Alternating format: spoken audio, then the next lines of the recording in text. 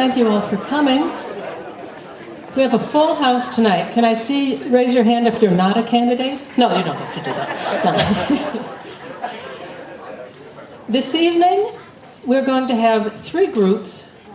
We will begin with the prosecuting attorney candidates, then we'll have the sheriff candidates, and finally the delegate and Senate candidates.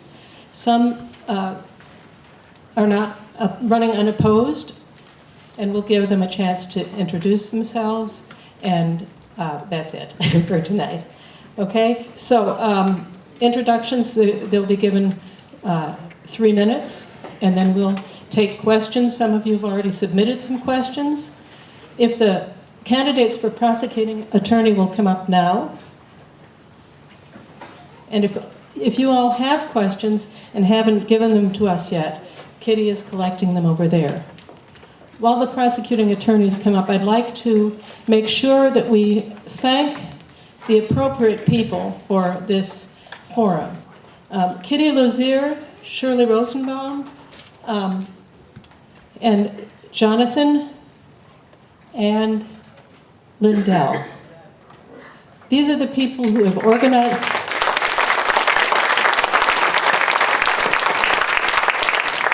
They've organized it and have supplied wonderful refreshments that we will be rewarded with after this evening's forum. So, do we have name tags for these folks? Did we put them up? Oh, they're in next. You could have told me that. Okay, so we'll begin. Actually, these 2 women get 4 minutes for an introduction, and then we will take questions. Jonathan is sitting down front. Wave your sign. Okay, when he first picks that up, you get about 30. That's 30 seconds. Blue plate is 30 seconds, and then red plate means cut it off. Okay. So, if you'll begin and come on up here and I'll take these out of your way. There you go. Thank you and good evening. I'd like to thank the League of Women Voters for having this forum here tonight. My name is Leanne Cardoso and I'm running for prosecuting attorney of Monongalia County. I'd like to tell you a little bit about myself. I'm a 27-year resident of Mon County, a mother of 2, and a graduate of both WVU and WVU College of Law. I've been licensed to practice law in both the state and federal courts since 1999. Some highlights of my career include writing criminal appeals on behalf of the state for the West Virginia Attorney General's Office, arguing before the West Virginia Supreme Court of Appeals, practicing as a criminal defense attorney in Mon, Preston, Taylor, and Marion counties, and notably in federal court. I've logged many hours providing free legal assistance to victims of domestic violence. I've been an instructor of law at the college level for 16 years. I've spent 10 years in senior level management for West Virginia Junior College, which has 5 campuses in 3 states and an online division. For over 8 years, I proudly served the public, making quasi-judicial decisions as a member of Morgantown's Board of Zoning Appeals, and for 2 of those years, I sat as chair. In my career, the decisions I have made have affected thousands of people and millions of dollars in this county. I am running for prosecutor because I can bring a fresh perspective, proven leadership, and new ideas to the office. I'll just hold it. As the public face of the office, the prosecutor must instill confidence in the public, collaborate with law enforcement, community organizations, and government entities. She must manage a staff of assistant prosecutors, and she must face the challenges associated with a nearly $1.8 million budget. And she must make critical decisions regarding the thousands of cases processed through the office each year. Ladies and gentlemen, the leadership and management requirements of this job cannot be understated or simply ignored. In addition to my legal experience, I have thousands of hours of experience leading a team, working with the public, analyzing data and trends, and implementing new programs and overhauling outdated or ineffective ones. My administration would vigorously prosecute violent or habitual offenders while consistently seeking out not just the ones we have, but seeking new programs designed to break the cycle of crime for first-time and youthful offenders and those who are drug addicted or mentally ill. You know, it's no secret that the general public has lost faith in the criminal justice system. You can just look at the headlines all across the country. I recognize that the way to restore the public trust is through accountability and transparency. It is shocking that in this day and age, The current prosecuting attorney's office has virtually no internet presence. The information that can be found is somewhat outdated. One document I found that is provided to victims still lists Susan Tucker as the current prosecutor, who hasn't been the prosecutor for 20 years. How can the public have faith in our criminal justice system when there appears to be little effort to provide easily accessible and current information to the community? Right now, there is no way for the public to know if the prosecutor's office is performing the way it should. Yes, the public can follow a few high-profile cases in the news or visit the clerk's office and assemble raw data on their own, but I think the public deserves meaningful data that is available to the public beyond that which is just anecdotal. For example, shouldn't the public know how many domestic violence cases are referred to the prosecutor versus how many are actually filed? Don't you want to know how long it takes for the average felony case to process? How about data that shows which of our alternative disposition methods are actually meeting goals? Leadership means having the courage to change, even when you think we don't need to. Everything can be improved when you are striving for excellence.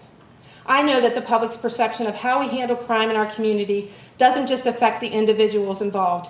It also affects our economy. A safe community is a thriving community, one which brings business. Business may choose not to come to Mon County if they have no information on how we are addressing the current drug problem. Parents may send their children to college someplace else, and families may choose to leave as they have done in just about every other county in West Virginia. I get the big picture. I have a diverse background. I will not settle for the status quo. I have the critical combination of legal expertise and leadership experience necessary to lead this prosecutor's office in today's changing world and to seek justice in each and every case. Thank you.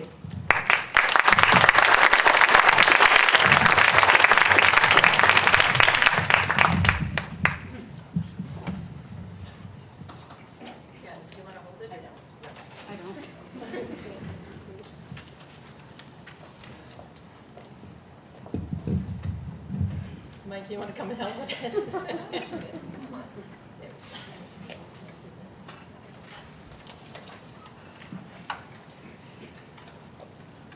Ladies and gentlemen, my name is Perry DeChristopher, and I'm currently the Chief Assistant Prosecuting Attorney for Monongalia County. I'm a dedicated public servant and have been for over 20 years. I was born and raised in Monongalia County. My parents, Joanne and Patsy DeChristopher, who are here with me tonight, raised me with a solid work ethic, an appreciation for public service, and a respect for law enforcement. I'm married to Charles Porter, who's a 25-year veteran of the West Virginia State Police, and we have two wonderful children, and we've decided to raise our children and stay in Monongalia County and serve our public. I began my political career in 1994 as an assistant prosecutor in Harrison County, but came here in 1998 to work for Marcia Ashdown. And since that time, it has been my responsibility to fight the fight against the criminals here in Monongalia County.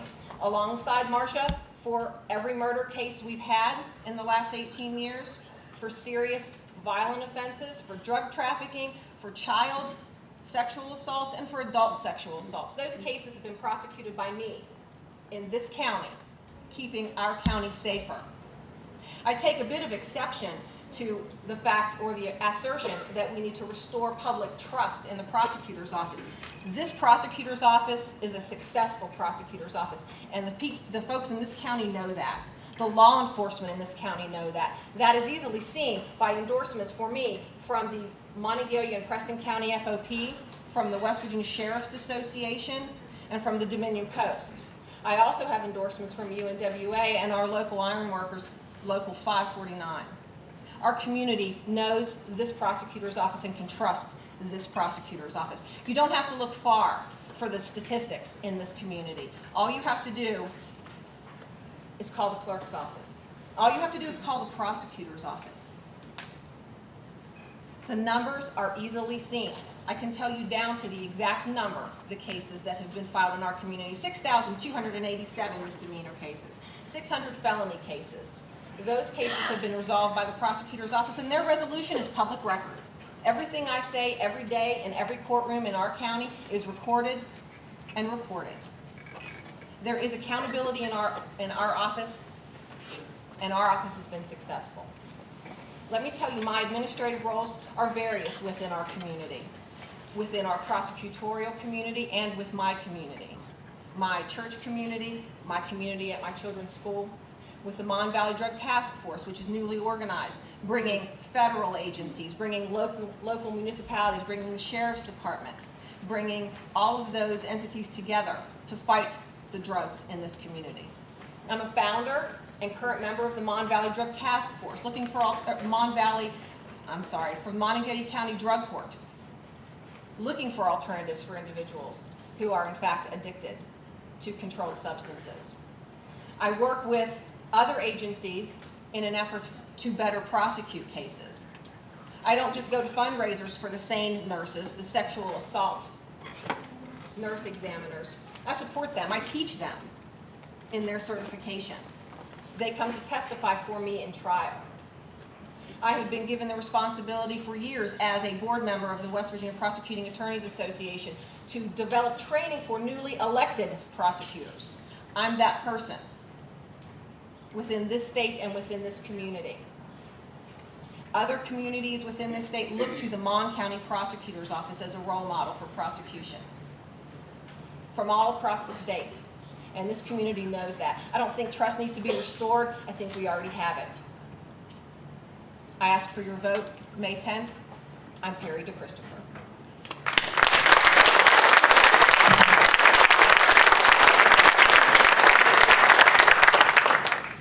And thank you all for questions. The first one is, how do you feel about prison terms for second or third drug offenses? You want to start?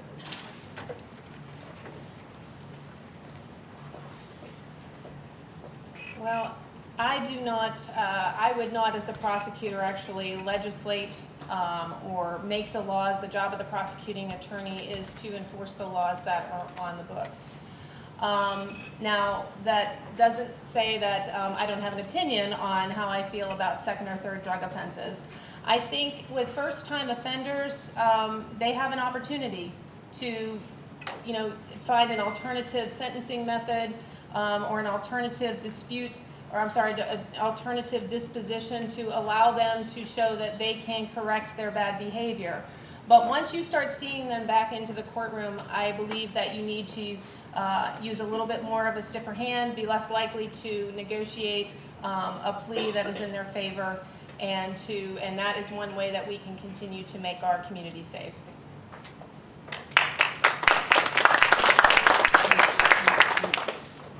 I'm going to quote Magistrate Neighbors, who was here a couple weeks ago, that says, "With experience comes wisdom."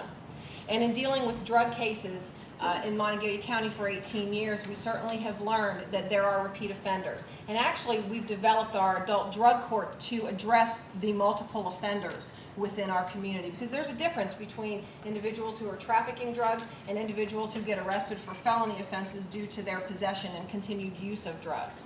Our drug court is set up to take individuals who have been convicted more than once, who have been given an opportunity for probation, who are not ready to be sent to prison yet, but certainly need additional supervision, daily supervision, all-day supervision, and sometimes into the evening. So simply because someone has multiple convictions, this jurisdiction doesn't send them to prison unless, in fact, we determine that they are a drug trafficker and they are dangerous to our community. We certainly try to help them, because most of those folks that are in drug court and in those alternative programs are members of this community and aren't going anywhere when they're done with their sentence or when they're done with drug court. And I will say, it is the role of a prosecuting attorney to be involved in legislative development. I just happen to have our 2016 legislative priorities that Marcia Ashdown had given me, because as a prosecutor, as the board, the West Virginia Prosecuting Attorneys Association Board, we have priorities for laws. We support laws that benefit law enforcement and laws that benefit prosecutors all over the state of West Virginia. So it is our job to be involved in developing laws, passing laws, and supporting laws that help the law enforcement within our community and help us be better prosecutors within the state.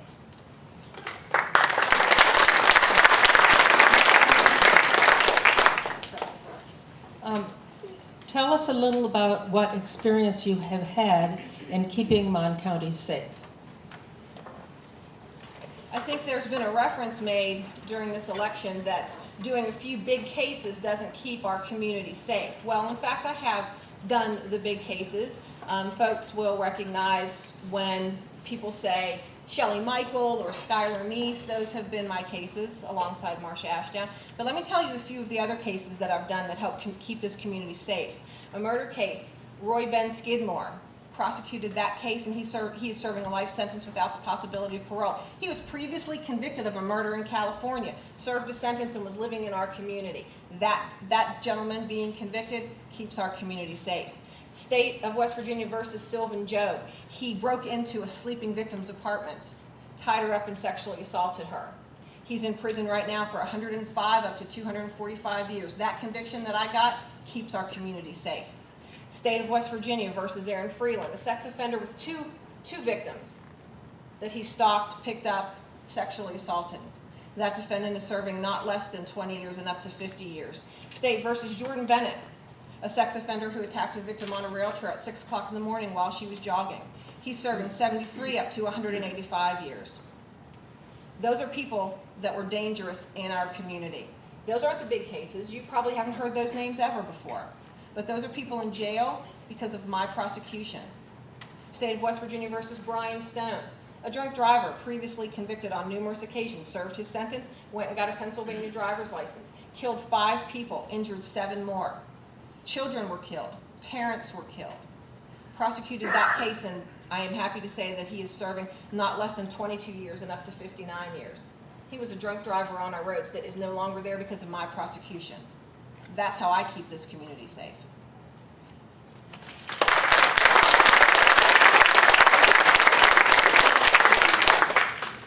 And I commend and respect Ms. DeChristopher's long career in the prosecuting attorney's office. And my contention during this election is that this is exactly why 95% of all prosecutorial elections across the country, if it is an incumbent or somebody who's been in the incumbent's office, runs for office, they are elected. So what it results in is one prosecuting attorney handing it to someone who has been in their office, handing it to someone who has been in their office, handing it to someone who has been in their office. As much as I respect what Ms. DeChristopher just said, if your only measurement of what makes for a good prosecuting attorney is how many cases they have prosecuted while in the prosecuting attorney's office as an assistant prosecutor, then you would only ever look at current assistant prosecuting attorneys for this job. So although I cannot come up here and tell you about all of the cases that where I've prosecuted people and they have ended up in jail, I can tell you some other things that I have done working with people in this community. I was in education for 10 years as an academic dean, assistant campus director, legal program director, you name it. Kids from our community and non-traditional students, adults too, from our community, living in poverty, who needed a choice, who needed a way to be lifted out of poverty, I was able to help them, provide them with training, and get them to a place where they could go to work and feel proud of themselves. That by itself, giving education to people, helping people take themselves out of poverty, helping people be proud of themselves and who they are, keeps them out of Ms. DeChristopher's courtroom. So in a way, I have created safety in our community through education and believing in that. Also, as a criminal defense attorney, I may not have put people in jail, but I have helped our Constitution work. The Constitution says that everyone is entitled to a jury by their peers, they're entitled to representation, and a criminal defense attorney is a critical part of our criminal justice system. So it's not just about the prosecuting attorneys who work in the criminal justice system, it is also about those who defend. So I have been involved in the system, not in exactly the same way, and again, I hope that Mon County isn't one of the counties in this nation that continues only to look within their own prosecuting attorney's office for the next prosecuting attorney, because that would exclude every other attorney in the county from ever running for this office. Thank you.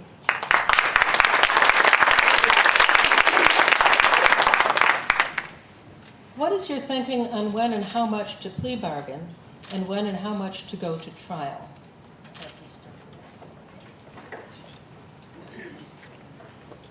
Well, this is something that I can talk about because plea bargaining happens both through the prosecutor and through the defense attorney. Plea bargaining is a tool, and 95% or better, depending on what statistics you look at, of cases actually end in some sort of plea bargain. And this can be an effective tool because it can provide for rehabilitation for those who do have drug issues. It can provide for community service if that is what is needed. I think that plea bargaining is a great tool for those people who are, again, first-time offenders, people who have a mental illness, people who are drug addicted, and people who are very young. But certainly there are cases, and I know that Mr. Christopher agrees with me on this, there are certainly cases where there is no plea bargaining option, and you need to go to trial. And that is going to be based on case by case. Thank you.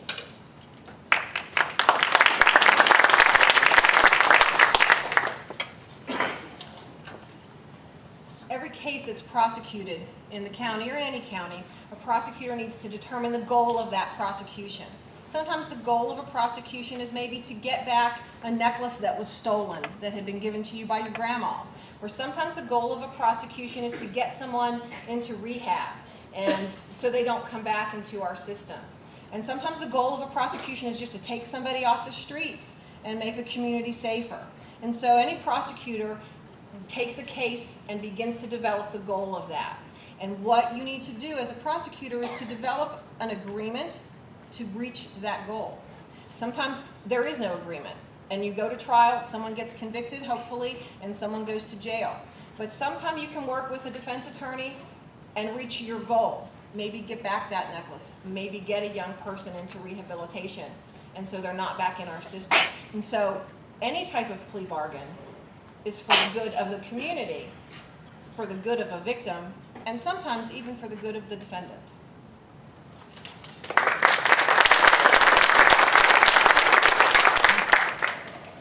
Is there anyone who did not get a chance to write a question that has a burning question that would like to ask? Yeah, I have a question for Can you hear? Leanne. And in your presentation, you mentioned the different things that you would do to enhance the technology that is currently in place in the, yeah, it's working. That's currently in place for the prosecuting attorney's office. With the budget constraints that the county is currently facing, and as voters where we have to make decisions between what services we want to keep, how do you propose to pay for those changes and those enhancements when the current system appears to be working? That's a very good question, sir. Actually, the Attorney General of the United States is very interested in providing more transparency and accountability in prosecuting attorneys' offices across the nation. It came up with all of the, you hear about Black Lives Matter, and you hear about people in different parts of the country not understanding or knowing what's happening in their prosecuting attorney's office. There are federal grants that are available to provide data collection. And again, when I'm talking about data, it's not just about how many cases are processed, the nearly 6,300 misdemeanors. That's just raw data. Actual data that you can use that is meaningful actually analyzes that data and looks at more than that. So yes, definitely federal funding would be explored to assist with that, sir.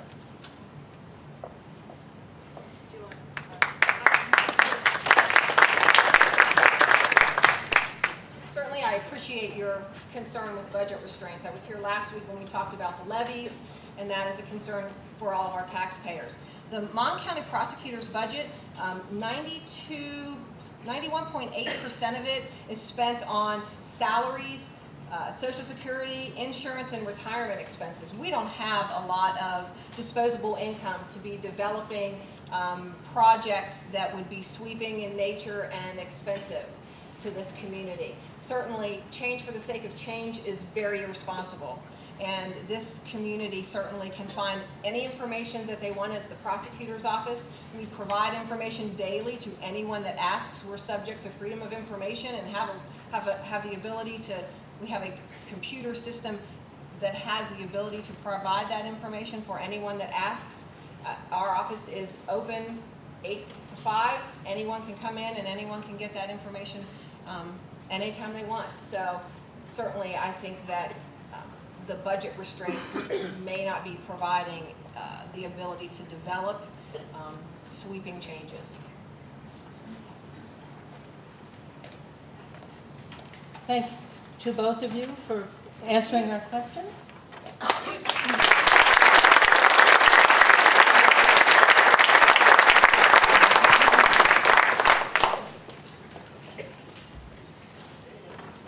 Next, we'll have the candidates for Sheriff of Mon County.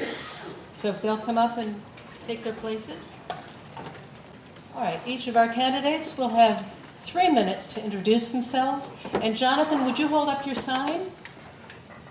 That's it. 30 seconds and red, and he'll shake it up. It's kind of hard to see it over the podium. So start doing handstands if it doesn't work. Okay, let's start with you. And come to the podium.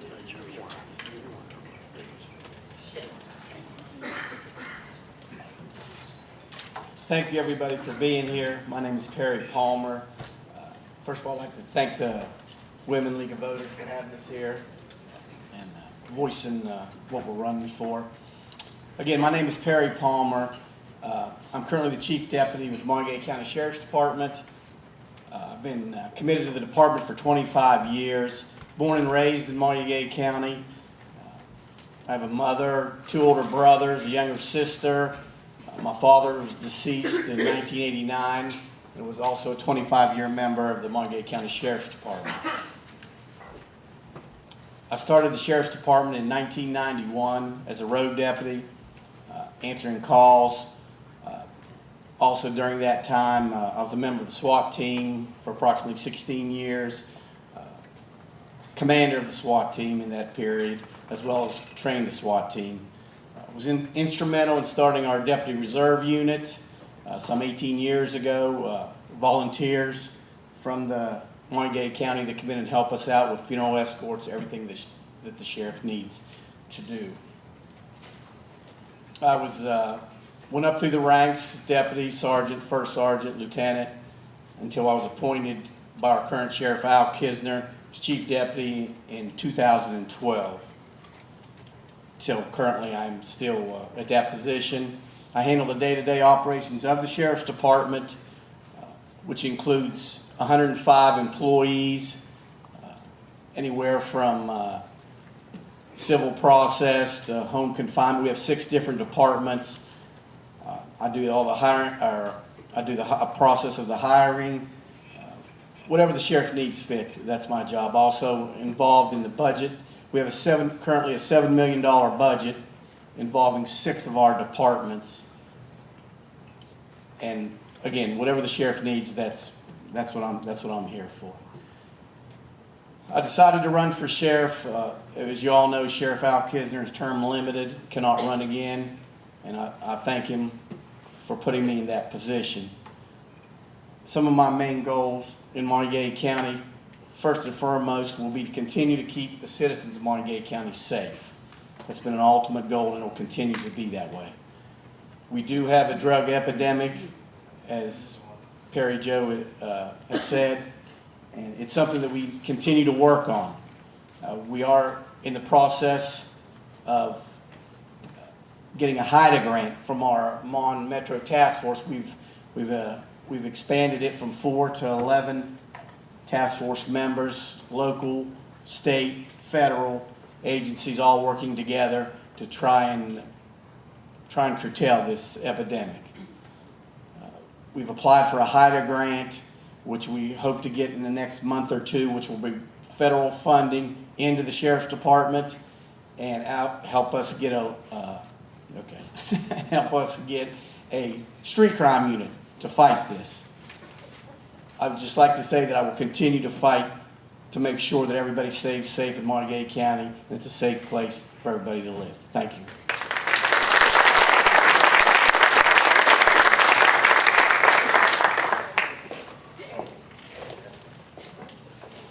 Good evening.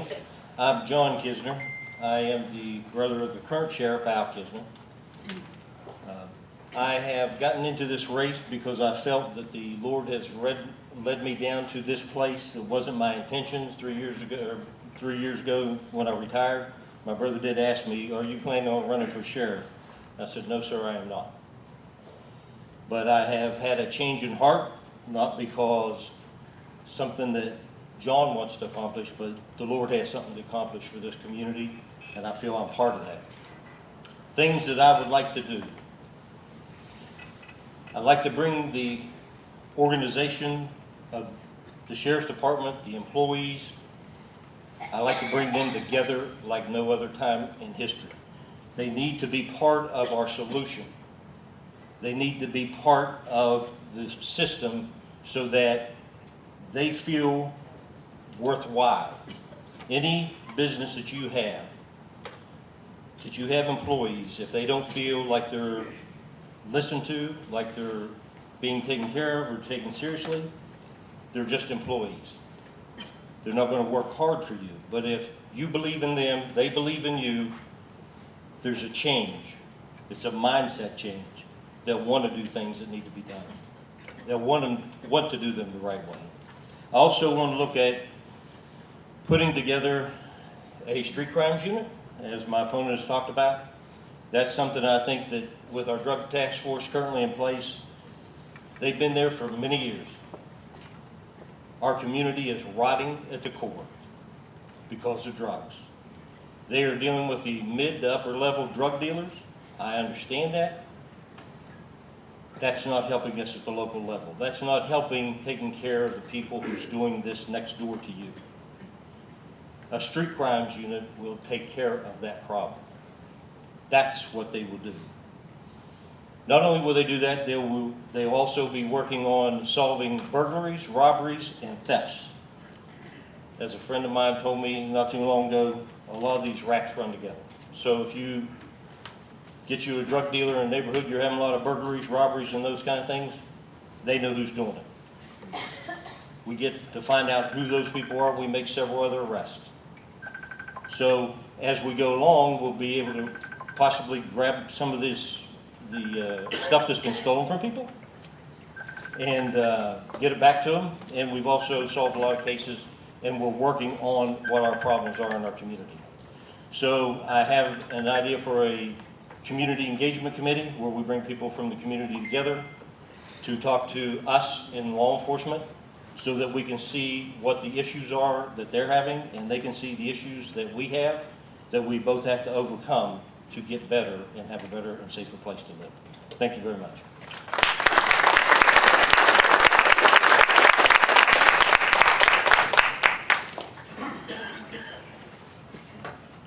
Thanks. My name is Gary DeMar, currently a deputy reserved. I was 8 years going there with Deputy Vice, 2 years closest. The main goal for me running for sheriff is help kids in this county. Because I've been exposed, they like me, and I see they need patrol to make kids safer in this county. And that's the main goal. Thank you.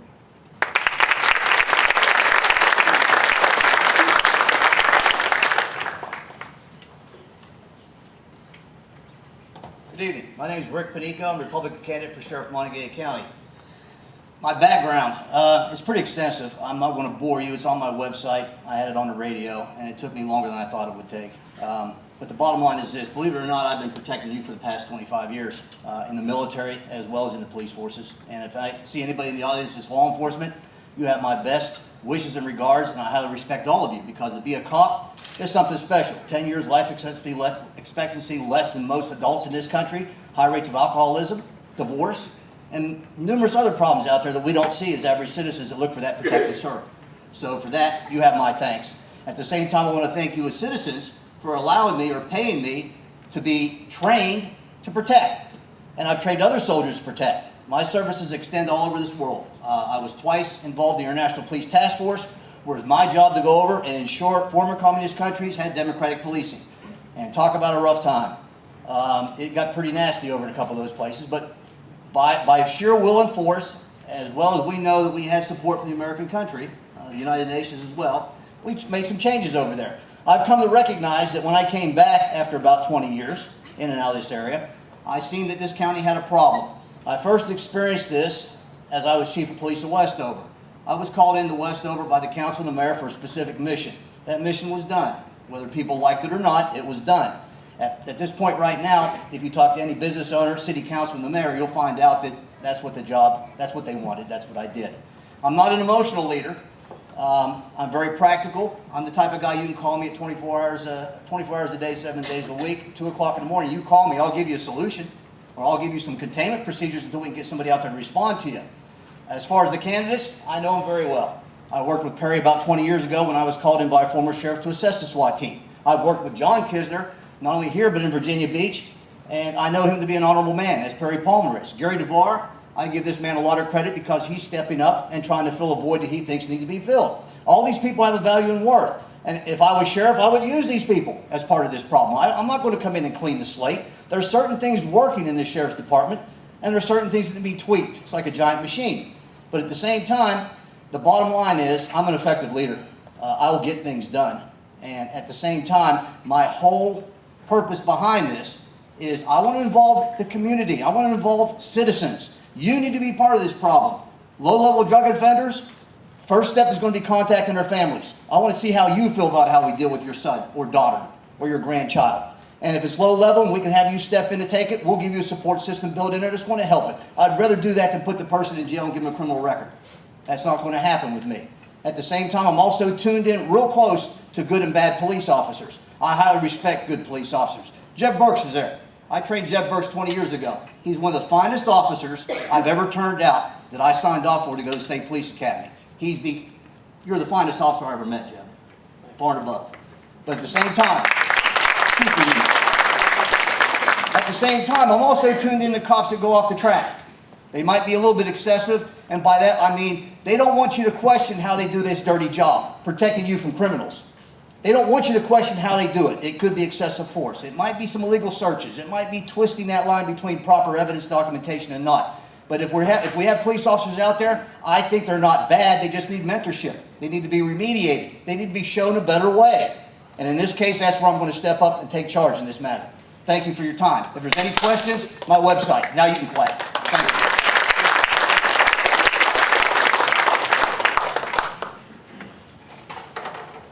The first question is, what's your take on concealed gun law?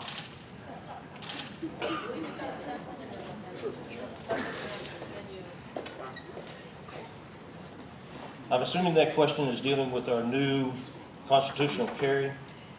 We have in place currently, there's a concealed carry law that you have to go through a process to get a permit. Our new constitutional carry, which will become law shortly, that gives our citizens the right to carry firearms openly and concealed. And I think that our citizens of West Virginia are a little different maybe than some other places.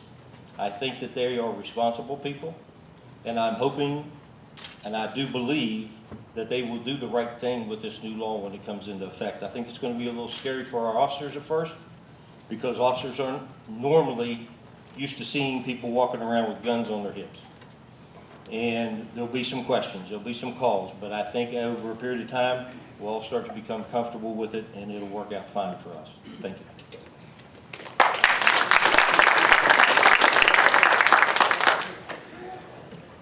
Briefly, if taking the oath for sheriff, I will abide by whatever the state law mandates that we do with a carry permit. My personal opinion has no bearing on this as holding the office of sheriff. Thank you.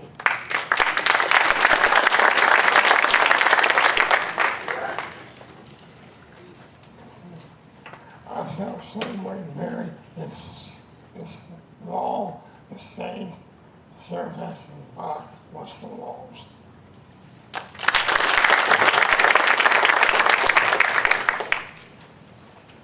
I agree. Personality doesn't have a lot to do with this. Police officers are here to accommodate the law, and we enforce the law. One of my steps I'll take is I'll encourage citizens that want to be trained to come to formal training set by the Sheriff's Department.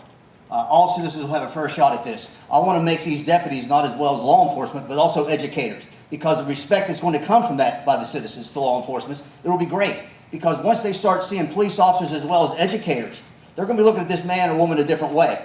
And I believe the wholehearted support behind this law is what it means. I'm a constitutionalist. If you have a right to bear arms, there's a law that supports it. Let us train you to do it right. Thank you.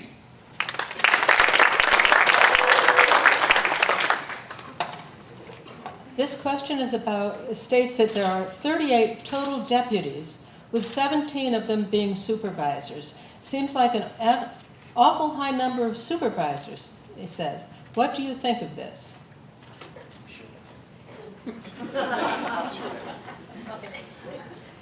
We do have 38 sworn officers. We do have 21 supervisors. When you get hired as a deputy sheriff, through progression, through your years of service, you're eligible to take the promotions test, which we do give when the time comes. And a lot of our supervisors still work the road, still handle calls. So that's that.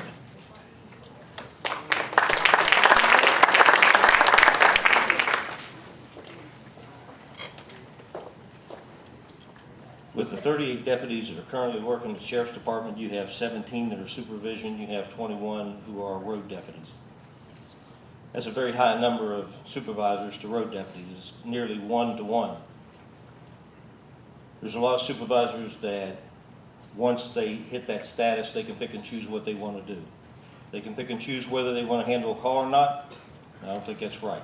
I've seen it done, stood there and watched it. If elected, that needs to change. We need all our people in the Sheriff's Department working. There's several of our supervisors who are working, but there's some that are not, and everybody needs to work.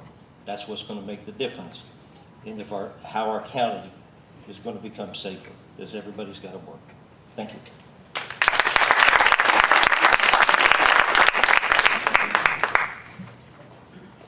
I agree with you, John. There's too many supervisors. I know that back when I was deputy reserve, working with the deputies, the supervisors, the first and all deputies, do all the work. That's just not. And if I'm sheriff, it will stop.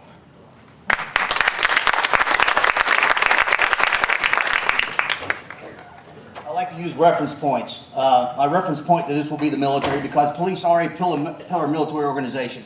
Understand that right now. Administratively, they are paramilitary. Once they hit the street, it belongs to the discretion of that officer. That's where it falls out there to that freedom movement. When it comes to supervisors, the bottom line is, just like in the military, everybody when I went into service was a basic infantryman. They're all basic cops. They should have the ability to be a basic police officer. When it comes to promoting, there has to be delineated duties, accountability, and there has to be a specific job title and description telling me what this supervisor is going to be supervisor of. And once I get that into place, you'll find us cutting some supervisors out. Thank you.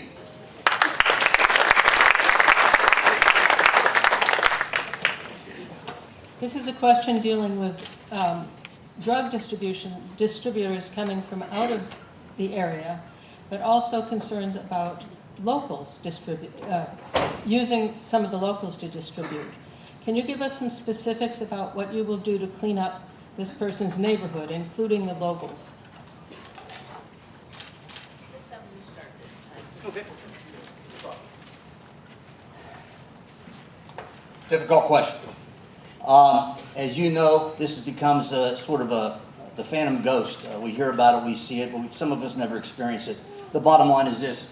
First of all, we have to educate citizens and make them stakeholders in this deal. Just like I went back for low-level offenders, bringing the family involved, we have to train law enforcement. We have to divide this between two separate levels. One being road drugs, which is manufactured heroin, methamphetamines, crack, and coke, things like that. And the next one is prescription drugs, which is a whole different world when you're coming to try to regulate this. This is not the same thing. We're not fighting the same war here. And this war on terror, war on drugs, war on drunk drivers is one thing we got to change in the police culture. We're not at war with our citizens. Everybody out there in a uniform wearing a badge sometimes think they're in the military and they're surrounded by everybody that's an enemy. That was Iraq. We didn't have that here. And I came home, I don't want that here. What we're going to do is we're going to look at this, assess it, and we're going to try to pick directions that we want to go into. We know But ultimately what I'm going to try to give you is this. I want to put an electric fence around this county just like you would a dog in your yard. And I want to establish policies and procedures within that dog fence or that fence in this county. And we start addressing the areas that need to be target enforcement. We start training our officers to deal with prescription drugs specifically and road drugs specifically. And we'll also utilize the federal government and the state. But I'm not a big user of federal government because there's strings attached to every grant that comes in here. And as sheriff, not only do I have to protect you from citizens, sometimes I might have to protect you from the federal government. That's my job. Thank you.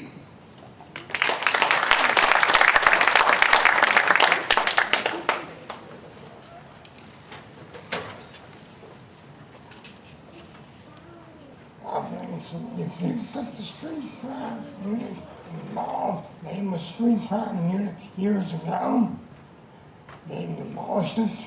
I think the street crime unit can pay a lot of difference. The money was staying in the county, but street crime, drug task force, all the money goes to the federal government. It's just not staying in this county. Thank you.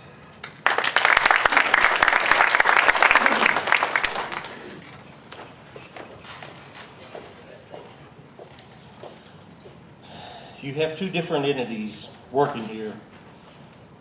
I think when you're talking about the trafficking in here, that has been dealt with mostly by our drug task force. They're still going to function, and they're going to still handle that. We'll still have people involved in that. But I think that the local level is where we're getting hit the hardest and where we're suffering the most. And that's where we have to step up with the street crimes unit.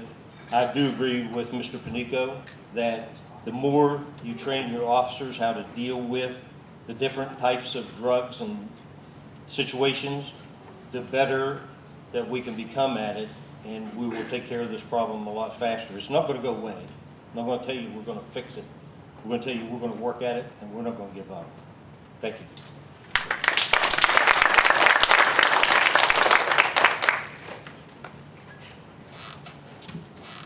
Again, we do have a drug epidemic, and I understand it is at a local level.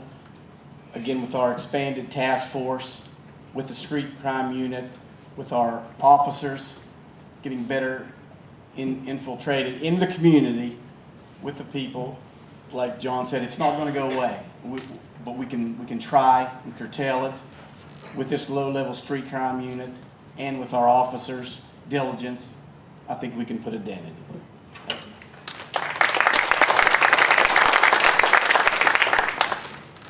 Once again, is there anyone who has a question that would be appropriate for all candidates to answer? Okay.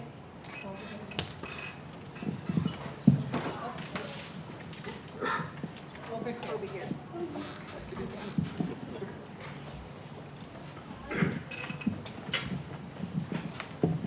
I've heard reported to me that late at night there's a tremendous amount of underage drinking and buildings are being totally overcrowded against all the regulations.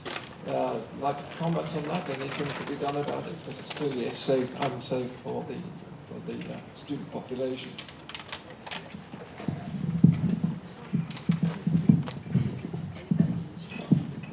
We've talked to them, we've reasoned with them, they don't understand, then we start zero tolerance, and we're going to start bringing them out. And if they're in the university, if they belong here legally and they're citizens, then we start to get the community involved, like let's call your parents, let's try to use that level first. I want to exhaust that level with all of our low-level offenders. Underage drinking, who in this room has never done it? We all have. And there's excuses, numerous, why we did it. But the bottom line is this, it's illegal, it constitutes a threat to our society, damage of property, and hurt the average citizens living in this community. We need to take a step and look at this hard. I can come up here and give you 10 different A to Z on how we can deal with this, but I think the first thing, the intervention is going to be trying to get them out there and identifying these people as repeat offenders, and then taking the next step, whether it be administrative or law. This is not an easy question. We know it's a problem. We'll find a solution. That's what problems are for, to find solutions for. We will find a solution. You might not like it, but we'll fix it.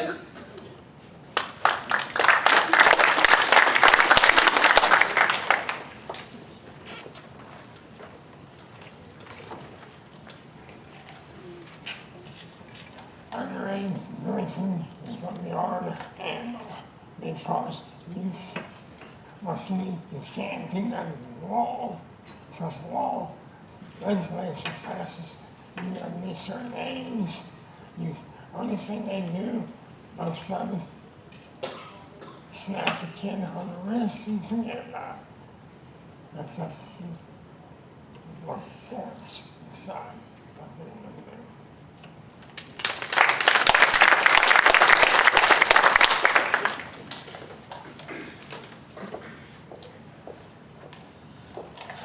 A lot of our underage drinking, I'm thinking, if I'm right, is occurring mostly in the city limits of Morgantown. It's by our university students who are coming in here from different places. Now, we do have some of this same kind of stuff whenever school's out, with our high school graduates, our high school students, that they will have these kind of little partying events out in different places. I think that the city's trying to deal with it. I think we've tried to do some education. I know that the university, when they come in, do an education program to all the newcomers. They tell them about the open container law that the city has and all that kind of stuff, so they know about it. Sometimes you have to take that next step and you just have to deal with them. In our schools, we had a DARE program. It's went away because it's kind of come away from doing drugs and alcohol. It's dealing more with bullying. I think, you know, we try to attack it with education. When you can't attack it with education, you got to attack it with enforcement.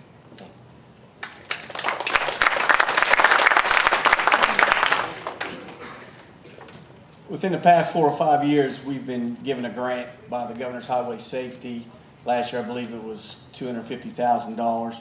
This is for DUI patrols. This is for DUI checkpoints.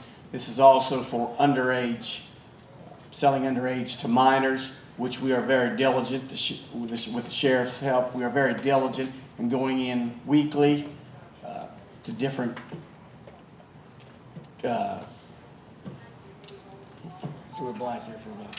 convenience stores, establishments, also work with the ABC, and to go in to try and curtail this, and we'll continue to do that, and we've been fairly successful with it.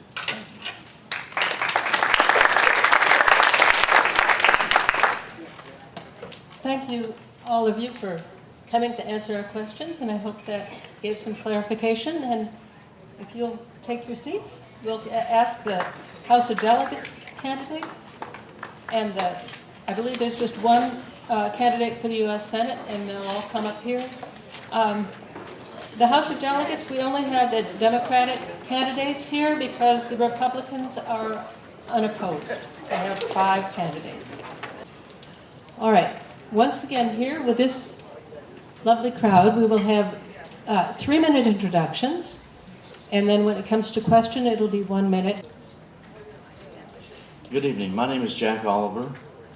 I'm a resident of Fairmont, candidate for the 13th District for the State Senate. I'm not a politician. I'm a businessman. My family and I have started and function and operate 5 businesses that we've developed in Fairmont over the last 25 years. I'm a CPA, I'm a certified fraud examiner, and I'm a certified forensic examiner. I have an extensive business background, including budgeting, all types of finances. You all know and familiar with an entity called MUB. Well, I was MUB's auditor before it was MUB, when it was the Morgantown Water Commission. And then it was married with the Morgantown Sanitary Board and became MUB. I helped them install several generations of computers and keep their finances in good order, their budgeting in good order, and grow and respond and develop the way they are now, a gigantic county utility.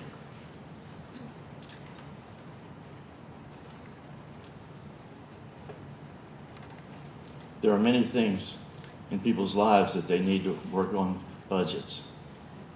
If you all understand, paid attention to the news lately, our state finances, as rated in Wall Street, just went from AA+ to AA-. which means our state finances went in the toilet. Think about that for a while. When we had money during the years, the last several years, 8 or 10 years, did we work at fixing the schools? No. Did we work at fixing the roads? No. We started a rainy day fund, but we didn't responsibly take care of our finances and do the things that needed done. Now, this year, we're in deep trouble. We need to fix the roads, we need to fix the schools, we need to fix our bridges, but now we don't have the money to do those things. We didn't do it when we had the money. Now we can't do it because we don't have the money. Don't you think it's time for a change? We've had the same people down there for umpteen years taking care of these matters for us, supposedly. Did they do it? No. Do we have accountability? No. Do we have responsibility? I wonder. When I was 21 and a half years old, I was a crew chief on 8 missiles in Germany with nuclear warheads aimed at Russia. I think I have a record of responsibility. I went on from there to be a graduate of WVU and a CPA with the world's largest public accounting firm. I think I can do the job in the finances. Thank you very much.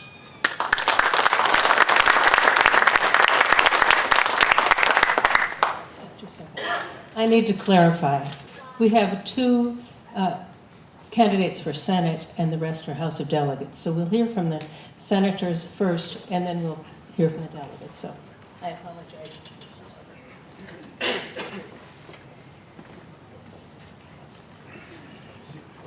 Thank you, and thank the League of Women Voters for this fine forum. I've been gratified over the years to be able to speak to you as your state senator for the past 20 years. And I feel like I'm coming home when I come to Morgantown and Montague County. Because some 40 years ago, I began my professional teaching career down on University Avenue at the Montague Tech Center. In a short span of time, I was then able to write all the curriculum for the new vocational technical center that's on Mississippi Avenue. So I feel like this is, coming home. There's no doubt the finances are in trouble, and we're working diligently to try to get through this thing. It's a combination of a perfect storm. If any of you have watched the movie The Martian with the Mark Wolford, every time there's a problem, we solve it, and it seems to be another problem. And that's the same way it is in Charleston. And we were responsible for our money when we had money. When Governor Manchin was in office, we put together a fine 6-year plan to look at revenues on a daily basis, a yearly basis. We knew exactly where we were going.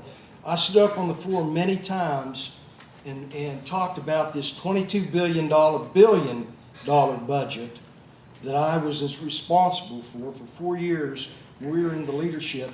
And not one time did we come out without a balanced budget or something that was done in an expedient manner. In 3 days after the session was over, we had a budget, and it was exactly right. So to say that it was the responsibility of past legislatures is not necessarily true. There's a perfect storm out there. Coal is being under attack by the federal government, the EPA. Gas, obviously, is not living up to its expectations. We assumed that gas would supplant for the budget when coal was down, but it's not happening. Subsequently, we're in this quagmire. I've been asked by the governor, by the leadership of the Senate Republicans, and the leadership of the Senate Democrats to go to Charleston, and we have for the past 3 weeks, and work on this budget. Now look, nobody's right and nobody's wrong. We have some different opinions on how we should settle this thing. We can't go to our rainy day fund because we're actually working on 3 budgets. The FY16 budget, which is the budget we're in now, we're falling behind because of our revenues. We need to use the rainy day funds to supplement that budget for this year, and we've got to work on next year's budget. We can't use any more of the rainy day fund, or we're going to fall further as far as our bond ratings are concerned. Next year, we're falling behind again. We've got to look at some revenues that we have to pass. we have to look at some cuts. We just can't come to some kind of compromise on where those revenues should come from or where the cuts should come from.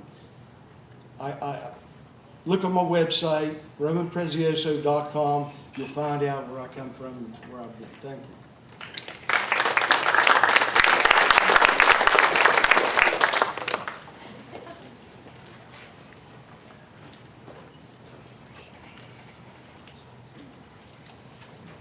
Hello, my name is Barbara Evans Fleischer, and I'd like to start out by thanking the League of Women Voters for hosting this and this very nice crowd. Sometimes it seems that the only thing anyone cares about is the latest news on the presidential election, but in reality, your local and your state elections are going to affect you a lot more. So thank you for being here and for caring. I hope that I'm a member of the House of Delegates now, and my background is I'm an attorney. I'm a graduate of WVU. I'm married to Bob Bastress, who teaches at the law school. I have a daughter, a stepson, and 2 grandchildren. I am experienced, and I think that is an asset. I've been in the legislature a long time, and I know how to get things done. We have a 60-day legislative session. That's our regular session. And during that time, bills have to go through 2 chambers. They have to go normally to 2 committees on each side, and they have to be read on the floor on 3 separate days. And if you do the math, there isn't a lot of time to tarry, to slow down there. It has to move pretty quickly if you're going to get something done. And of course, it also has to be signed by the governor to become law. And I have a long record of bills that I've passed working with others in the House and the Senate that I'm very proud of. I was a lead sponsor of the autism bill, and we got $6 million of funding put in there, thanks to the House and the Senate. I was the lead sponsor of the Equal Pay for Equal Work for State Employees bill. I've worked on several domestic violence bills and on several veterans bills. The most recent, which is kind of interesting, I don't think it's been done anywhere else in the country. It says that if you go to a physician's office, because we're having so much trouble with suicide and post-traumatic stress, that healthcare providers are to ask you and whether you are a veteran or whether you are related to a veteran. And then they're supposed to also be trained in referring you to services if you might need them or someone in your family would need them, because a lot of times it's the spouse who will bring up an issue that is of concern. Well, that's just starting to go into effect. It hasn't, there had to be regulations passed, but it's kind of an interesting one. I hope we have 5 slots in Monongalia County. One of the things that we did that I'm proud of is because of our increased population, we have an extra delegate now. And I hope you will give me one of your 5 votes. I have worked on the human trafficking issue. This year we had a bill that didn't pass at 11:59. We were hoping to get that on, maybe on a special session for the governor, or finish working on that next year. A bill that we've worked on would allow police to enter into bars to enforce underage drinking. It almost passed 2 years ago. We want to give that another try again. So I hope you will give me another try and give me one of your 5 votes.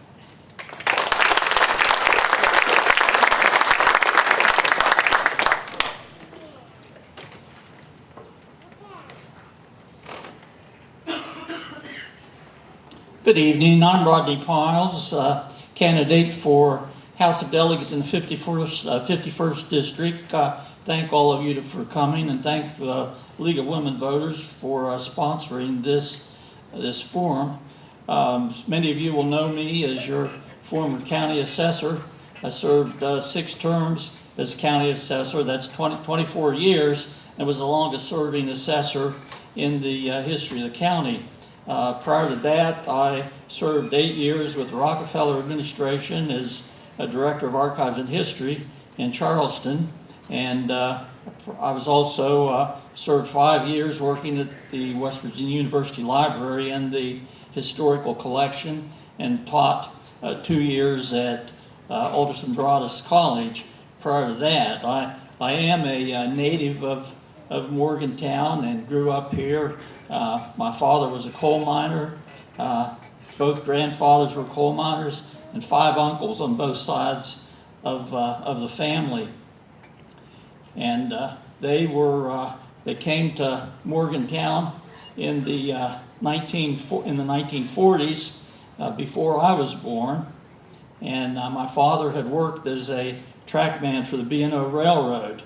And my mother heard that the mines were hiring in Morgantown, and she wanted the kids to have a college education.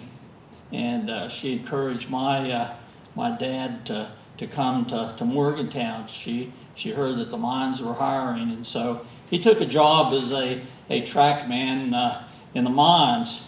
And of course, in the 1950s, they brought the continuous miners into operation, and they didn't need trackmen anymore. And my dad was laid off for a spell, and we suffered some hardships. And so I know the problems of working families. And I will be, if I go to Charleston, I will be an advocate for working families and for the middle class. And I will oppose any budget cuts that impact working people. And I will be opposed to any attempt to reinstate the sales tax on food. And I believe that with my education and experience in government, I believe that I can be a good representative for you with experience at the county and state level. I believe that I have worked with the legislature in the past, and I believe I can be a good representative for you in Charleston. I'm number 1 at the top of the ballot, and hope I will be the first X that you mark on your ballot. Thank you very much.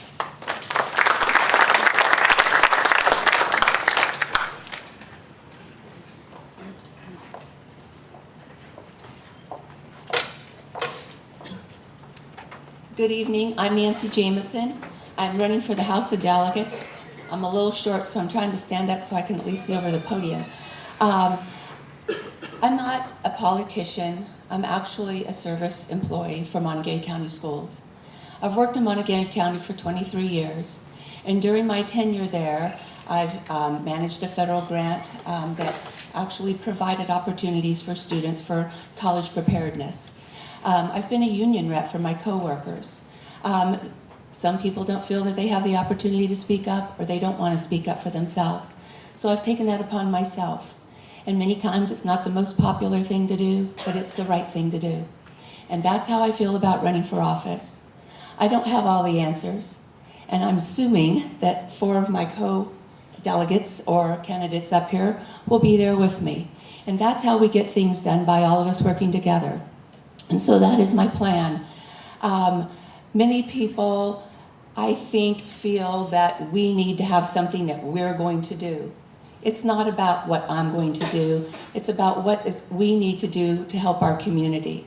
And that will take all of us working together, you as the public and us as the delegates, in order to succeed at doing that. I would ask for your vote. I'm number 2 on the ballot, and I'm more than available to answer any questions. Thank you.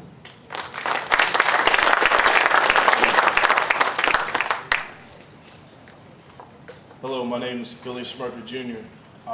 This is my 2nd time running for the House of Delegates. First time I ran was in 2012.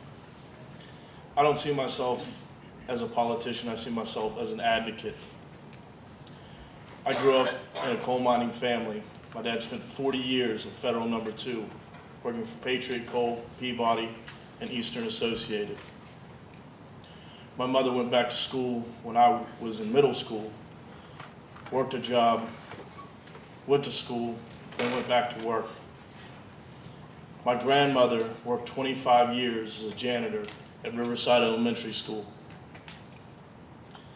I come from a humble background. When I see working families and working people being targeted, it upsets me. I work a job that doesn't provide health care, doesn't provide a 401k, or any opportunity for any type of pension. What I earn is what I earn. But that's not the answer. We're seeing pensions disappear, healthcare disappear. What are people supposed to do? They become a tax burden anyway. We need to take care of them on the front end. We must repeal right to work. We must reinstate the prevailing wage. People deserve a living wage. Women and minorities deserve an equal pay.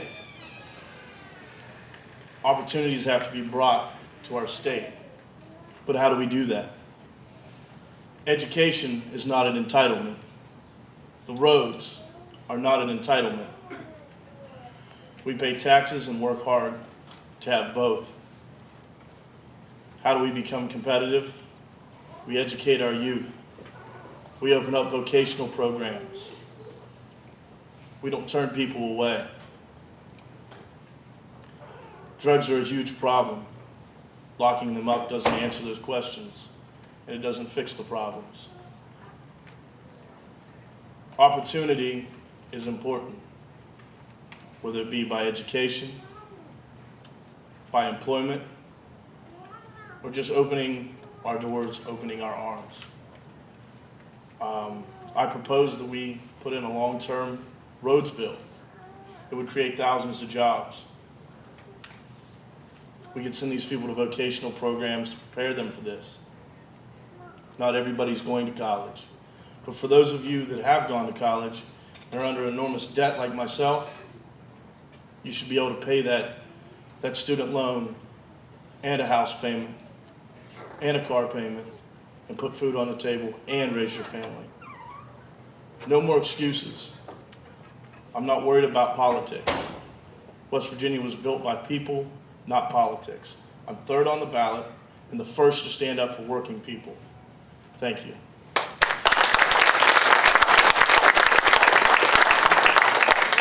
Thank you to the League of Women Voters for putting tonight's event on. And I'd like to thank all of you for being here. My name is John Williams, candidate for the House of Delegates in Montague County's 51st District. I ran in 2014, and for a first-timer, I ran a very good campaign, especially for someone who voters frequently ask if he's old enough to be on the ballot. But that's something that I fight every day, and I appreciate it. People are ready for a youthful approach. I sell insurance for a living here in Morgantown, and I'm a lifelong resident of Montague County. I want to tell you a story about my papa, John Nelson. He was born into a coal camp in southern West Virginia, was orphaned at a very young age, born and living under terrible circumstances, but he worked hard his whole life to become the man that he would eventually become. But it wasn't without help, however. There were people that helped him. There was an orphanage that provided him with a middle school and high school education, a state college that allowed him to attend and get an education affordably and reasonably. He worked for FDR-CCC and learned work ethic. The story of my grandfather, John Nelson, is not one that's just relegated to the past.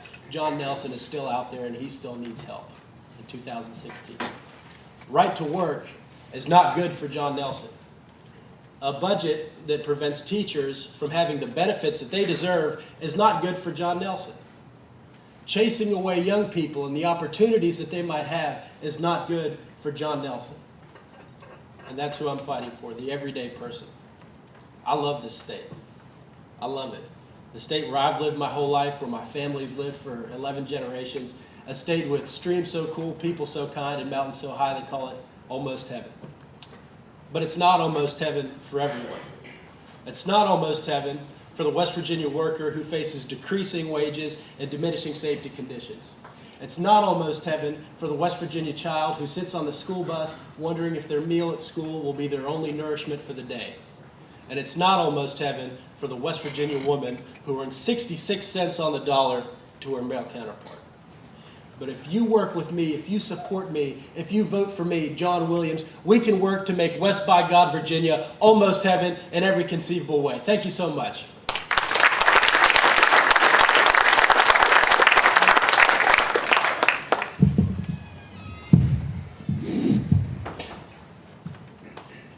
My name is Evan Hansen, and I didn't plan to be here. I didn't plan to run for House of Delegates. But people told me that if you're not happy with the way things are going, you should step up, and here I am. I am a husband, I'm a father of an MHS student who went through South Middle School right here. I'm a small business owner, and I'm a scientist. I started a business in Mon County almost 20 years ago and grew it to where it is today. We now have 12 employees. Those are 12 jobs we have here that we created from scratch. And we do work related to environmental science and environmental policy and local economic development for cities and counties across West Virginia, for government agencies, and for nonprofit organizations. Among other things, we work with public water systems to make sure our drinking water stays clean. I got heavily involved in that issue after the Freedom Industries spill. Spent time in Charleston working with legislators when they were crafting a response. And I was proud to have played a role in the bill that passed unanimously, Democrats and Republicans, that's making our water safer across West Virginia. I work with Morgantown Utility Board now, locally, and I work with water systems from McDowell County up through Wheeling. And that's just one of the many types of things that I do professionally. I also grew up the son of a teacher who was a union member, and I feel like I have unions to thank for the opportunity to grow up in a middle-class household. Unions are important to me. I think unions are part of the solution here in West Virginia and not part of the problem. And when I see what happened last session with the right to work and prevailing wage bills, I feel like those are bills that are attacks on unions, they're scapegoating unions, and that we need to reverse those. Now, as a business owner, I have to solve problems every day. I feel like I'm a thoughtful problem solver, and there's a lot of problems we need to solve in Charleston. I'm somebody who's more than willing to work with people on both sides of the aisle. I like to apply data. For science questions, I like to apply science. However, I also understand that there are issues that require a more forceful approach, and I'm willing to fight when necessary. In order to dig us out of the problems that we have now, one thing that we need to do is make smart investments, because smart investments pay off over time. And I'm talking about not just investments in infrastructure, which are important, but also investments in things like high-speed internet in rural areas, and investments in public education so that we can have a workforce that's well-trained and we could have an improved quality of life to attract corporate investment and to create jobs in West Virginia. Thank you.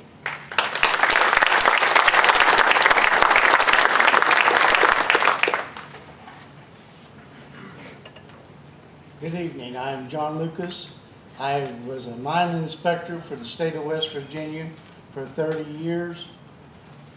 I want to give you a little background on my family. My dad was a union coal miner. My oldest brother was a retired state policeman, which he started out in Montague County as a deputy sheriff. My next brother was a union bricklayer here with retired. He lives in Westover. My next brother was an over-road truck driver. He was a union man with the Teamsters, and he now lives in Ohio. I want to give you a thing. My dad took me on a trip before he passed away. He took me to Cascade. He showed me what was then. People don't know, but years ago there was company houses on both sides of the road, and this company owned them.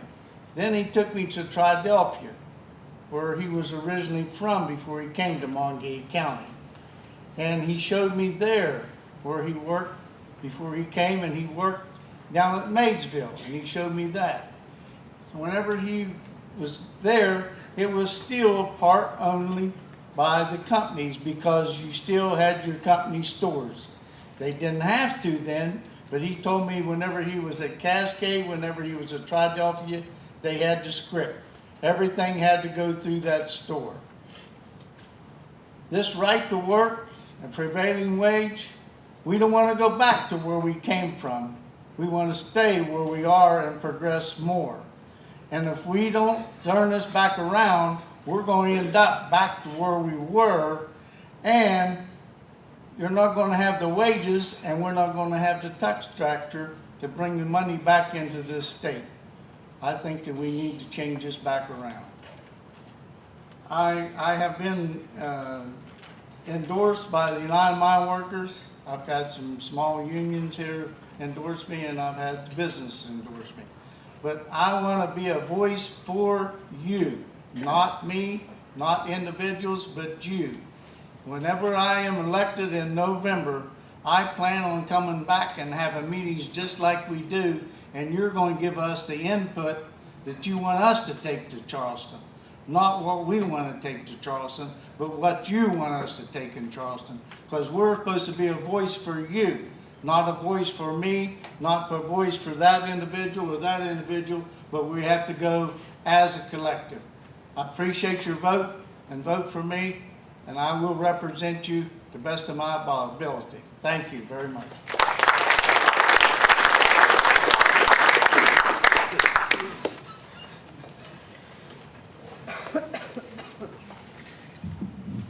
I'm short like Nancy Jameson, but I don't get to wear heels.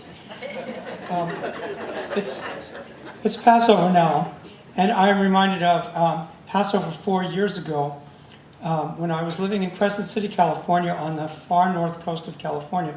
And my husband, Rabbi Joe Hampel, was the chaplain at Pelican Bay State Prison, which is one of the worst prisons in the country. He'd gotten a layoff notice because Jerry Brown was threatening the Republicans that if he didn't raise taxes, they wouldn't raise taxes. He was going to lay off anyone who hadn't worked for the state at least 15 years. Joe was 52 at the time, and he had been out of rabbi school for a year and a half. So anyway, I wrote a blog called Barry's Excellent Adventure. It's still up there at barrywendell.blogspot.com. And what I said about Passover was, at the end of the Passover Seder, everyone says, next year in Jerusalem. And I said, next year in the city that hires Joe as a rabbi. And he had at that point, he had applied to 36 jobs, all the places we wanted to go, the suburbs of big cities, New York, San Francisco, all these places, and none of them would even talk to him. In April, right after Passover, suddenly on the list that you can go to if you're a rabbi that has jobs listed, there was a job listed in Morgantown at Tree of Life congregation. And I looked it up because I was in charge of deciding where he was going to apply. And I saw there was a major university here. It was a pretty town on the river with big old houses on the hill, brick streets. And the congregation, the motto of the congregation was, you're only a stranger once at Tree of Life. And I said to Joe, you need to apply for this job because this is going to be our home. And he said, oh no, they hate gay people in West Virginia. I can't go there. And I said, you will go there because I'm leaving Crescent City in a year with or without you. You need to apply for this job. So he did. And they asked him to come out for an interview, and he blew them away, which I knew would happen. But also, he was very impressed with the congregation and with the town, how beautiful it was, how nice the people were.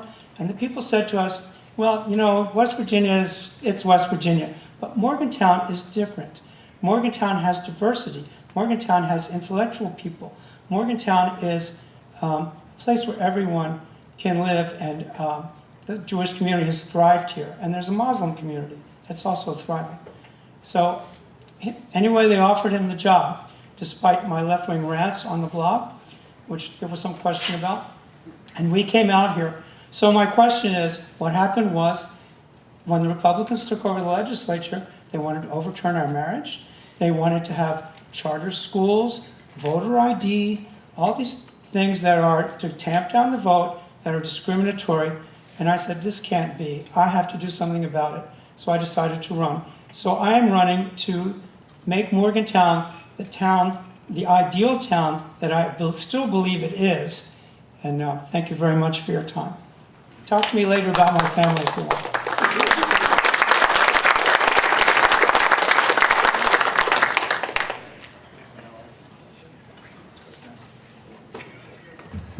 Now we're going to change the, we don't want you getting up here anymore. But we have to be real careful with this that we don't knock anything over. I'll try. All right, okay, we'll start with you. You'll be the role model. All right. Begin with a question about, there's been a lot of talk about budget. Given the budget problems here, can you give us one of your choice strategies for dealing with the state budget? Can you give us one strategy that you would champion? Certainly. Over the past 10 to 20 years or so, there's been this popular belief that has been put into the mainstream media that we're meant to believe is that your tax dollars don't go towards anything. When in reality, take PEIA for instance, your tax dollars go towards keeping and retaining qualified educators in the Mountain State to take care of our children. And some people will say, well, I don't have children. Well, someday you might go to a doctor who has been educated in West Virginia schools. Someday you might need a financial advisor who has been educated in West Virginia schools. So funding government is important. It's imperative that we look out for one another. No man is an island. The author that said that was saying that no one is out on their own. Everyone is connected within society, and that means investing in your fellow man and your fellow woman. I was a huge fan of the cigarette tax increase as a means to fund our government. I was incredibly disappointed when politics got in the way of compassion to fund our government and take care of our people.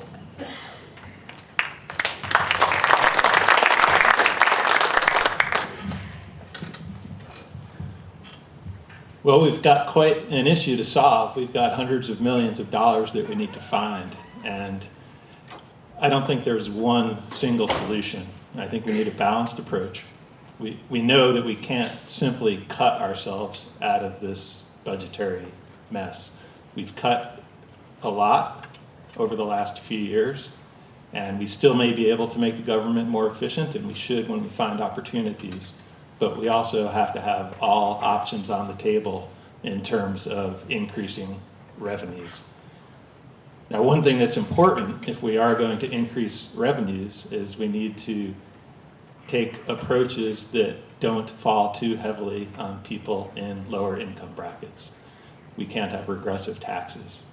And if there are opportunities that are taken advantage of that are regressive, they would need to be coupled with a state earned income tax credit, which basically provides incentives for people in lower income brackets to work for a living rather than to rely on public funding.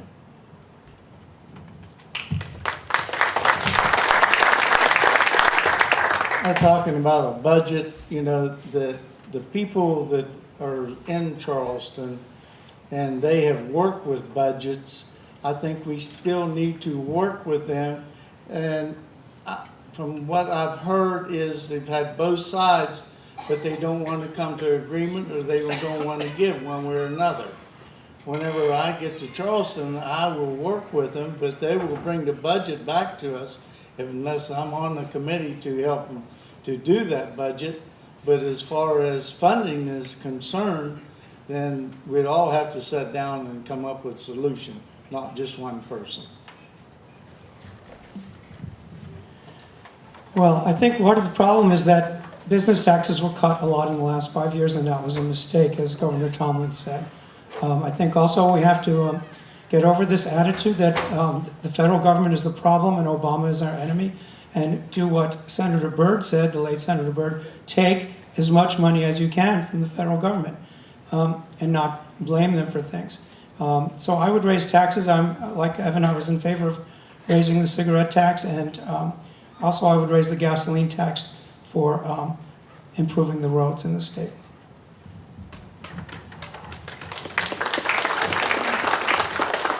Ladies and gentlemen, let me first of all apologize for not having enough time to sit down with you and categorically go over who I am, what happened during this session, and the budget. It would take probably the next 4 hours for me to sit here and talk to you in a manner that would be understandable, that you could understand what we're trying to do. And I apologize for that, and I'll stay afterwards. You know, 3 minutes when I got up there, my mind was racing. What could I say, and you know, what do you want to hear? But I will tell you this. I've worked on this budget since I went to Charleston several years ago. I was on the Finance Committee. I've chaired 3 major committees. I've chaired the Military Committee. You know, we've made strides. We have we have paid down our debts as far as our workers' comp debts, our other post-employment debts, our retirement debts. We managed our money well. We categorically faced each issue and addressed the issue and paid it down. And I know he's telling me I don't have enough time. I just want to say that we are working daily. The last 3 weeks, I've either been in Charleston or a phone's been stuck in my ear, having a conversation back and forth, and we are logistically trying to put this budget together. We think we're close. There are some things that we have to do. We've got to raise some revenues. We've got to cut some programs, and we've got to use some of our one-time money, but our bondholders told us we couldn't do this. But I'll be here afterwards to talk to you and explain, everything that we need to do. And I apologize for not having enough time.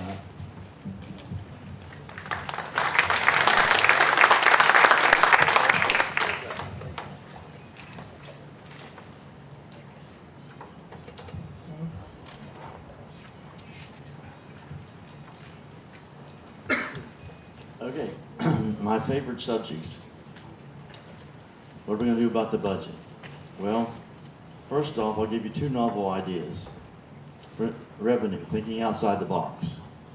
In West Virginia, we have too much water. In many places, we constantly have too much water. We have too much rain, we have too much water. Why can't we sell that water to states that need it? Okay, think about that. Another thing is, we have huge state forests. Trees run up the timber down there. Anybody ever think about selling the timber in the forest? Maryland, next door neighbor to us, has already gotten $5 million this year for selling some of their timber. They do it in a respectful manner, a logical manner, brilliant manner, business-like manner, and they do well with it. The other thing is, I'm an expert on fraud, waste, and abuse in finances. Recently issued was a Cardinal Institute report that says our state budget has $350 million of fraud, waste, and abuse in it. That's almost enough to solve our budget problem. Just eliminate the fraud, waste, and abuse. Thank you.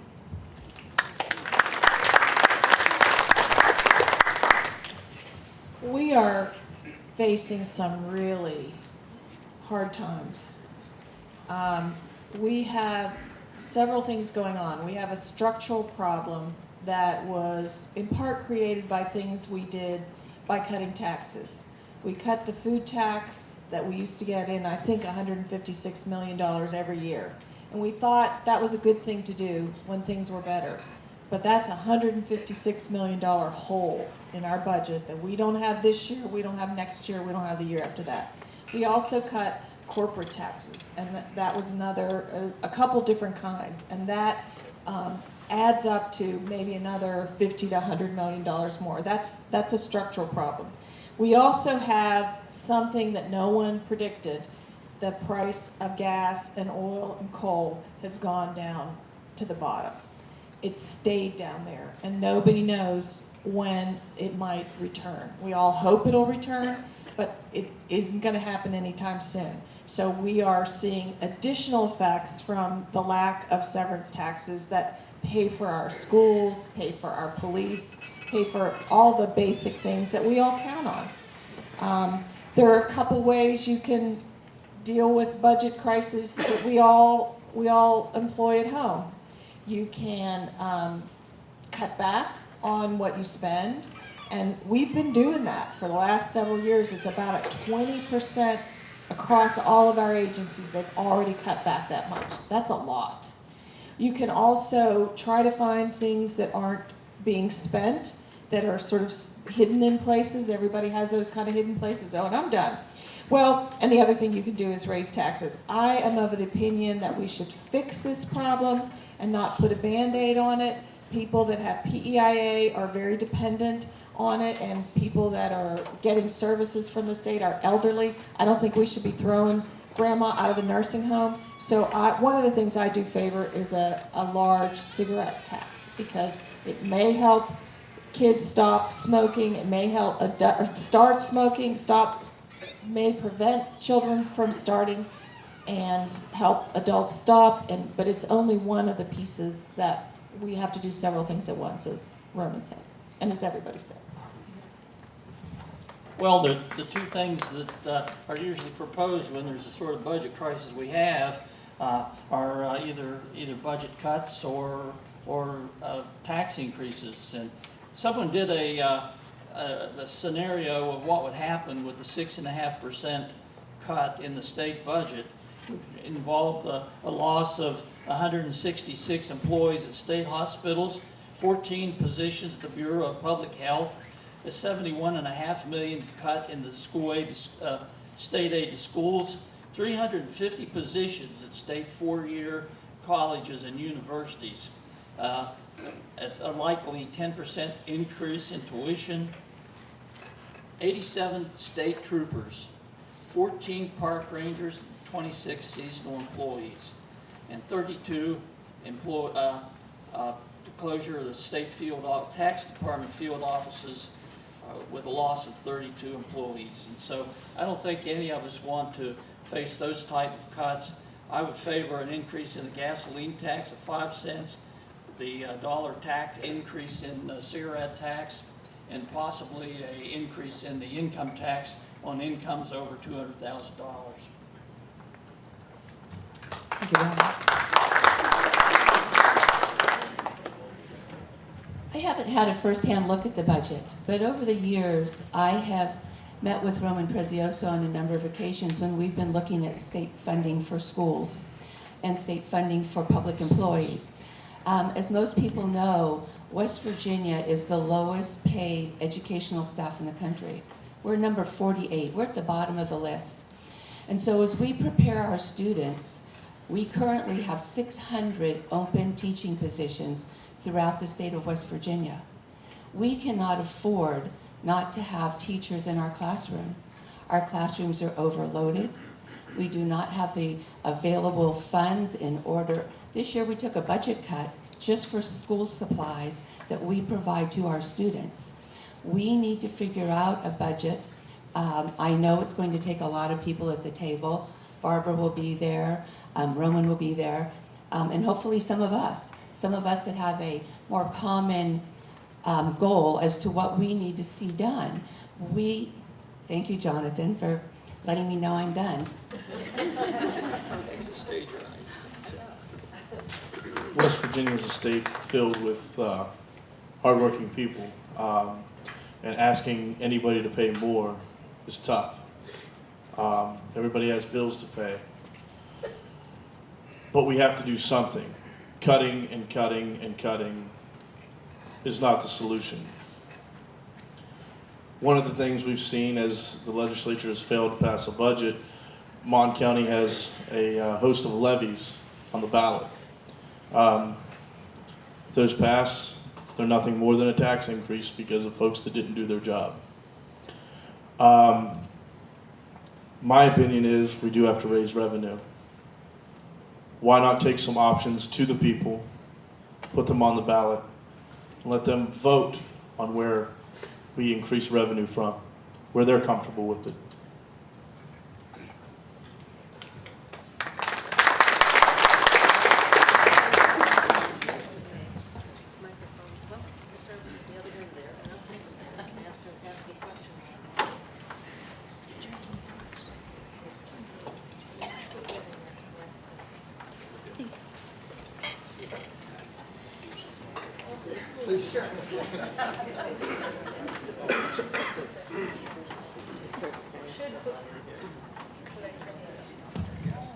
Should voter ID be required?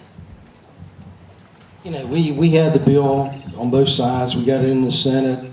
The Senate amended the bill to the point where I think you can use a receipt from Kroger's to identify yourself. It's so weakened right now. There really isn't a voter ID bill. You know, we had some problems with that. As the bill was introduced, a majority of I would say all the Senate Democrats probably couldn't support it. But as it came over, it was Christmas tree to the point that it hardly makes a difference right now. You know, I believe that people should come out and vote. We shouldn't hinder them by having folks burden them to the point where, they're intimidated to vote. But this voter ID law that was so weakened, it was going to pass because of the leadership in Charleston, it was going to pass. But we weakened it to the point where it's just a mere semblance of a voter ID bill. There's no evidence, go ahead. There's no evidence that there's ever been a problem with people showing up at the polls and pretending to be someone else.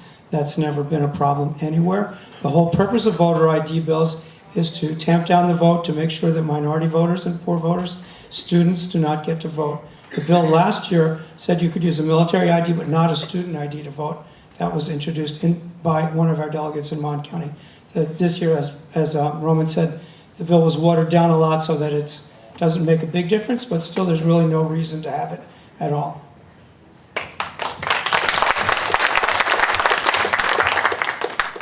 As far as a voter's ID, when I walked in today to vote, first thing I did, I just pulled out my driver's license and handed it to them. They didn't have to ask me any questions. They took all the information off of it and told me to sign because there was a picture there and showed me who I was. But, for some of the people, they still have their voter's registration. So, some people agree, some people don't agree. I think it's up to the legislature to come up with whatever they want to, and we'll abide by it. I think there's nothing more important to a well-functioning democracy than to have as many people voting as possible. And that doesn't matter what political party you're in. Just think, if we want to represent the people need to vote. So I don't support these voter ID laws that restrict access to the polls. I would support something that's the opposite, that makes it easier and more convenient for people to register and for people to vote. I think that people complain about what's going on in Charleston and what's going on in DC, but they don't vote. And what we need to do is get as many people as possible to vote.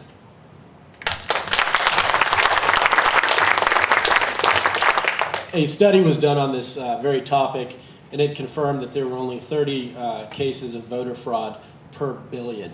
Now, can you imagine how many cases of people who wanted to go and cast their ballot but were denied because they had forgotten their ID? Can you imagine how many times that would happen with voter ID laws? Voting is our fundamental right, and we need to make it as easily accessible as possible. That's why I'd be in favor of automatic registration. You get a Social Security card, you don't even care about it. You're still in diapers at that point, but you can't get an automatic registration card when you turn 18. It's ludicrous. We need to make voting easy and accessible, and to any politician who's not in favor of that, I'd ask, what are you afraid of?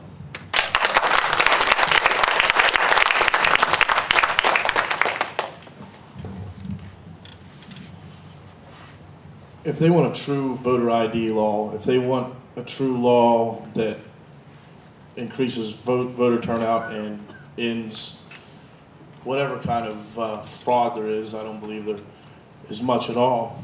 I agree with John. Let's sign everybody up at 18. Let's put a picture on that voter registration card and give it to people. Do it for free. It's your constitutional right. Everybody talks about constitutional rights. Well, your constitutional right's to vote. Let's stop standing in people's way. Let's come up with solutions, not restrictions. When that bill first came to the floor, I did a little research. And I can tell you, I couldn't find one issue of voter fraud in West Virginia. So, like everyone says, we have a Social Security card, we have a birth certificate. We might as well just give them a voter registration card when they're born. Yeah, I agree with many of the other things that have been said here tonight. I think voting should be made easier, and in principle, I am opposed to voter ID cards. If they're going to do it, however, they should make it as easy as possible for people to get those voter IDs with a photo, and maybe, as has been said here, the photo should be on the voter's ID card.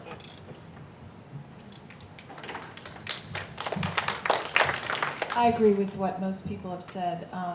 I voted against the voter ID bill, and I think it was a solution looking for a problem. And one of the reasons I voted against it was one of somebody that lives in this town. He was an African American gentleman. He had his leg amputated from the knee, and he called me to get help because he wanted to vote.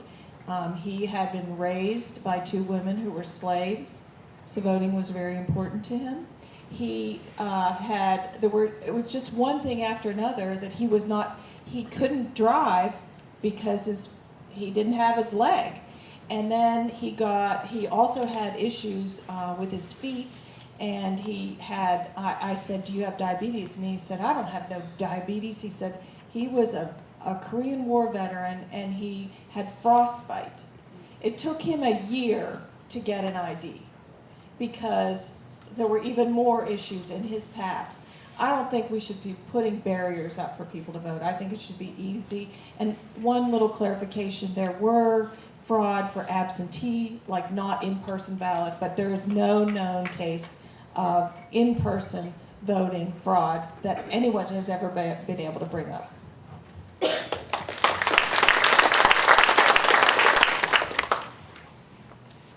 Forever, there have been rumors around the state about voter fraud. I have no idea whether there is or there isn't.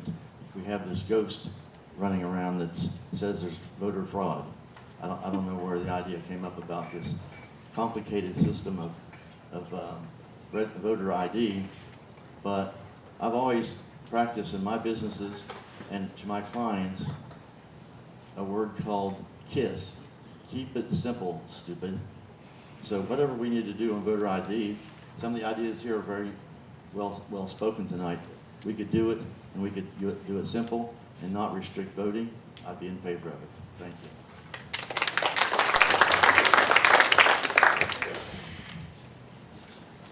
Well, we've just about run out of time. That's the bad news. The good news is that there are refreshments out there, and these well-dressed folks will be out there to answer any other questions you might have. Is that true? Okay. So thank you all for coming. Let's give everybody a round of applause.